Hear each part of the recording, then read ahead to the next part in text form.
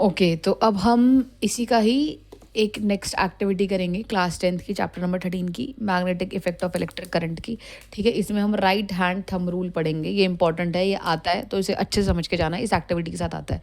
ठीक है, तो यहाँ पर बेसिकली इस पूरी एक्टिविटी में वो लोग आपसे क्या पूछने वाले हैं, वो डायरेक्शन पूछेंगे। पहले मैं आपको हेडिंग जो है वो एक्सप्लेन कर रही हूँ। हेडिंग, ठीक है, magnetic field due to a current through a straight conductor.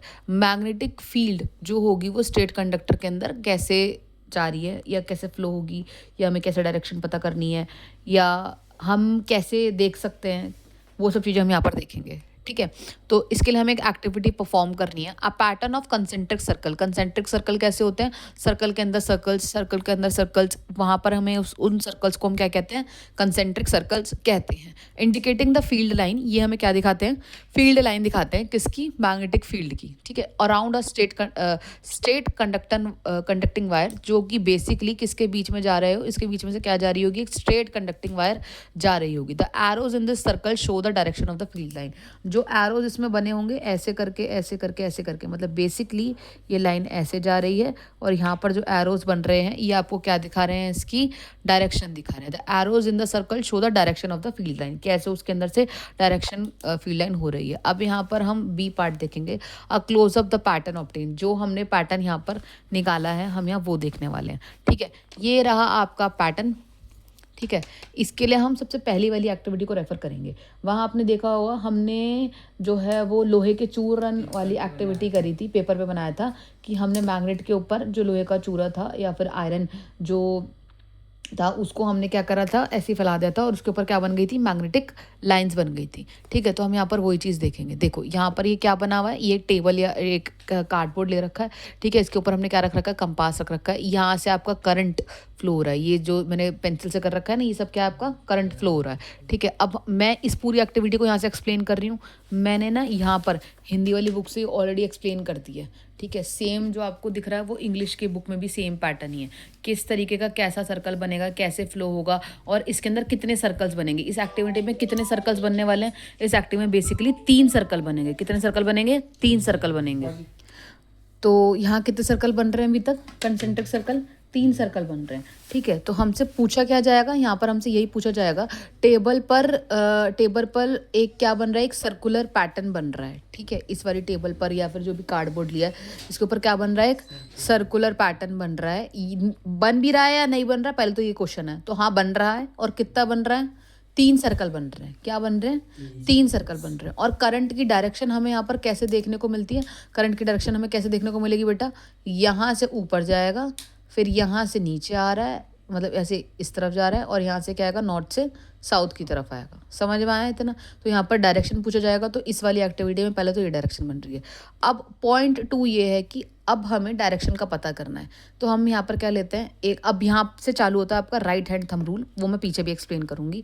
और कितने सर्कल बन रहे हैं यहाँ पर? अगर ये एक्टिविटी परफॉर्म करी जा रही है तो यहाँ पर 3 तरीके के सर्कल बन रहे हैं। कंसेंट्रिक सर्कल की डायरेक्शन पता करनी है। अब हमें क्या करना है? कंसेंट्रिक सर्कल की डायरेक्शन पता करनी है। पहला सवाल ये था कि कितने सर्कल बन रहे हैं? कितने बन रहे हैं? 3 बन रहे हैं। क्या कैसे कंसेंट्रिक सर्कल बन रहे हैं वो हमने क्वेश्चन में बता दिया था, सर्कल के अंदर सर्कल बन रहा है। तो पॉइंट इज दैट कि कंसेंट्रिक सर्कल की डायरेक्शन क्या है? क्या है?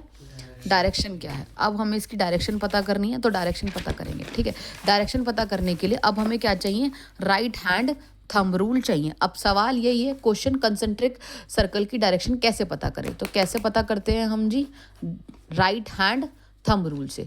आपको ये यहाँ पर मैग्नेटिक जो एक ये पिक्चर है यहाँ पर दिख रही होगी, इसमें बहुत इजीली मैंने बता रखा है। इसको ध्यान से समझना, नहीं समझ में आया तो मुझसे दोबारा पूछना।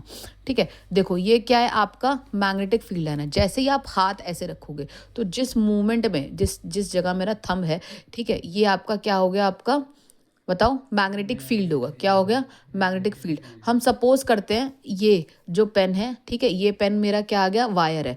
तो मेरा डायरेक्शन कैसा हुआ? ऐसा हुआ।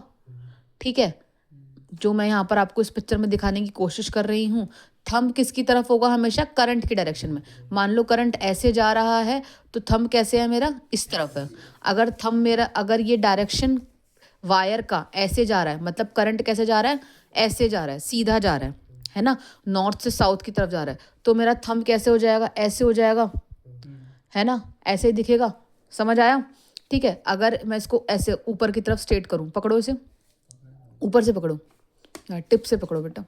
हाँ तो मेरा ऐसे जाएगा हाथ, ऐसे रखो, हाथ कैसे जाएगा, ऐसे जाएगा, है ना, समझ आया अब इतना। अब चलो यहाँ से फिर दोबारा वो सेम चीज़ देखते हैं, ठीक है। तो अब यहाँ पर मेरी वायर है, यहाँ मेरा थंब का पोजीशन हो गया, यहाँ क्या आया, मैग्नेटिक फील्ड हो गया। तो जिस तरफ मेरी फिंगर्स घूमेंगी, जिस तरफ मेरी क्या घूमेंगी बेटा, फिंगर्स घूमेंगी, किस तरफ घूम रही हैं, इस तरफ घूम रही है ना। तो जिस तरफ मेरी फिंगर्स घूमेंगी, ये जो फिंगर्स है मेरी, ये क्या हुई, मैग्नेटिक फील्ड हो गई। क्या हो गई ये मेरी, मैग्नेटिक फील्ड हो गई। तो फिंगर की डायरेक्शन जिस तरफ घूम रही है वही डायरेक्शन मैग्नेटिक फील्ड की होगी, वही डायरेक्शन किसकी होगी, मैग्नेटिक फील्ड की होगी। मान लो अगर करंट इस तरफ जा रहा है, ऐसे जा रहा है, तो फिंगर कैसे घूम रही है, मेरी फिंगर्स ऐसे घूम रही है ना, नीचे की तरफ घूम रही है। तो ये मेरी क्या हो गई, मैग्नेटिक फील्ड की डायरेक्शन होगी। करंट गोज डाउनवर्ड, करंट किस तरफ जा रहा है, डाउनवर्ड। इसका मतलब क्या है, ठीक है, इसका मतलब अभी आपको क्या देखने को मिल रहा है कि आपका करंट कैसे जा रहा होगा, सीधा जा रहा होगा। कैसे जा रहा होगा, सीधा जा रहा होगा, पर कैसे जाएगा, घूमता हुआ।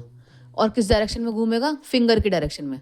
किस डायरेक्शन में घूमेगा, फिंगर की डायरेक्शन में घूमेगा, है ना। तो मतलब मेरा बेसिकली करंट कैसे जा रहा होगा, ये मेरा डायरेक्शन ऐसे जा रहा होगा, नीचे जा रहा है करंट का डायरेक्शन, है ना। और ये कैसे घूम रहा होगा, ऐसे सीधा घूम रहा होगा। समझ आया। अब पीछे चलते हैं पार्ट बी के ऊपर, जो हमें वो बता रहा था कि करंट की डायरेक्शन क्या है। क्या पूछ रहा था वो हमें, करंट की डायरेक्शन। ये मेरी वायर है, ठीक है, यहाँ मेरा थंब है, ठीक है, और मेरी फिंगर्स किस तरफ मूव कर रही हैं, इस तरफ मूव कर रही हैं। तो करंट की डायरेक्शन कैसे घूम रही है, ऐसे,